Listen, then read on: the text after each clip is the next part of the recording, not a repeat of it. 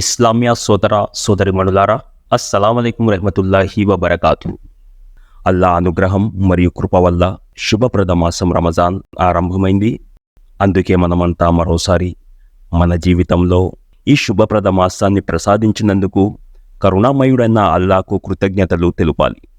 ఇది ఎలాంటి మాసం అంటే, అల్లా ఈ మాసములో స్వర్గపు ద్వారాలు తెరుస్తాడు, నరక ద్వారాలను మూసివేస్తాడు, మానవులను భ్రష్టు పట్టించే శైతానులను బంధిస్తాడు.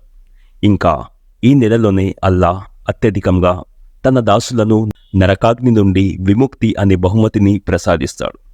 ఈ మాసములోనే ఆయన తన దాసులను మన్నించి వారి పశ్చాత్తాపాన్ని, ప్రార్థనలను స్వీకరిస్తాడు. అందుకే ఇలాంటి మహత్తరమైన మాసాన్ని పొందటం నిజంగా అల్లా ప్రసాదించిన గొప్ప వరం. ఈ మాసపు ప్రాధాన్యత, ఔన్నత్యాలను మనం సలఫు సాలిహీన్ల ఆచరణను బట్టి అంచనా వేయవచ్చు. సలఫు సాలిహీన్ ఎవరంటే, ప్రవక్త సల్లల్లాహు అలైహి వసల్లం వారి అనుచరులలోని మొదటి 3 తరాల వారు.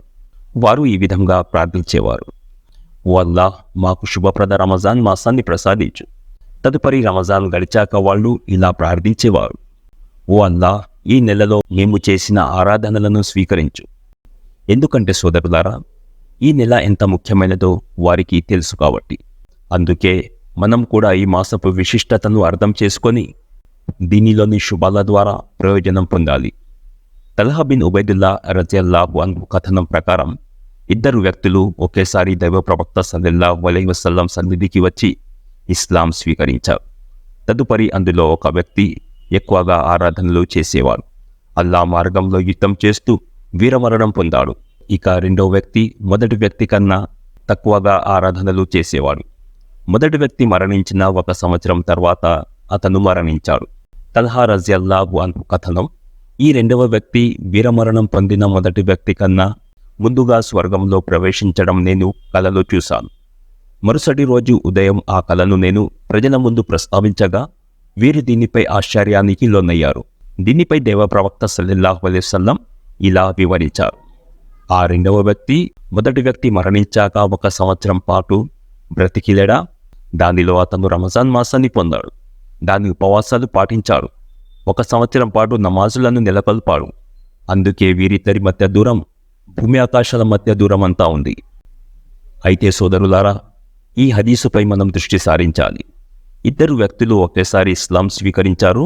అందులో మొదటి వ్యక్తి రెండవ వ్యక్తి కన్నా ఎక్కువగా ఆరాధించేవాడు మరియు వీరమరణం పొందాడు. ఇక రెండవ వ్యక్తి మొదటి వ్యక్తి కన్నా తక్కువగా ఆరాధించేవాడు మరియు సహజ మరణం పొందాడు. మరి ఇతను మొదటి వ్యక్తి కన్నా ముందుగా స్వర్గంలో ఎలా ప్రవేశించగలిగాడు? దానికి కారణం ఏమిటంటే, ఇతను మొదటి వ్యక్తి వీరమరణం పొందాక 1 సంవత్సరం పాటు బ్రతికి ఉన్నాడు. ఈ వ్యవధిలో అతనికి రమజాన్ మాసం ప్రాప్తించింది. అందులో అతను ఉపవాసాలున్నాడు మరియు సంవత్సరమంతా నమాజులు చదివాడు. ఇలా ఉపవాసాలు మరియు నమాజుల కారణంగా వీరమరణం పొందిన వానికన్నా ముందుగా స్వర్గంలో ప్రవేశించాడు. సోదరులారా, దీని ద్వారా రూఢి అయిన విషయం ఏమిటంటే, శుభప్రద రమజాన్ మాసాన్ని పొంది దానిలో ఉపవాసాలు పాటించడం అనేది అల్లా మనకిచ్చే గొప్ప వరం. సోదరులారా, మీరు ఈ విషయం ఆలోచించండి.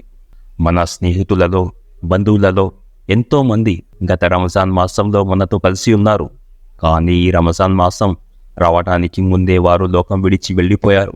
వారికి శుభప్రద మాసం ప్రాప్తం కాలేదు. కానీ మనకు అల్లా జీవితాన్ని, ఆరోగ్యాన్ని ఇచ్చి దానితో పాటు శుభప్రదమైన ఈ మాసాన్ని కూడా ప్రసాదించారు.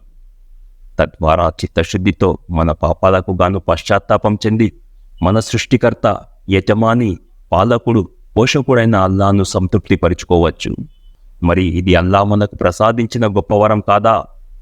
అలాగే ఈ రమజాన్ మన జీవితపు ఆఖరి రమజాన్ కూడా కావచ్చు. మరుసటి రమజాన్ వచ్చే వరకు మనం కూడా ఈ లోకం విడిచి వెళ్ళిపోవచ్చు. అందుకే ఈ స్వర్ణావకాశాన్ని సద్వినియోగపరుచుకొని దాని శుభాలను ప్రోగు చేసుకోవడానికి ఎల్లప్పుడూ ప్రయత్నిస్తూ ఉండాలి. ఈ కారణం చేతనే రమజాన్ మాసం ఆరంభం కాగానే దైవ ప్రవక్త సల్లల్లాహు అలైహి వసల్లం సహబాలకు దీని రాకను గురించిన శుభవార్తనిచ్చి శుభాకాంక్షలు తెలియజేసేవారు. అబూ హురైరా రజియల్లాహు అన్హు కథనం ప్రకారం దైవ ప్రవక్త సల్లల్లాహు అలైహి వసల్లం రమజాన్ మాసపు రాక గురించి శుభవార్తనిస్తూ ఇలా సెలవిచ్చారు: మీ దగ్గరికి రమజాన్ మాసం వచ్చేసింది. ఇదెంత శుభప్రదమైనది! అల్లా దీని ఉపవాసాలను మీపై విధిగా చేశాడు. దీనిలో ఒక రాత్రి ఉంది, అది 1000 నెలల కన్నా ఘనమైనది. ఇక ఏ వ్యక్తి అయినా దానిలోని మంచిని పొందకపోతే అతనే అసలైన దౌర్భాగ్యుడు అని ప్రవక్త సల్లల్లాహు అలైహి వసల్లం వారు తెలియజేశారు.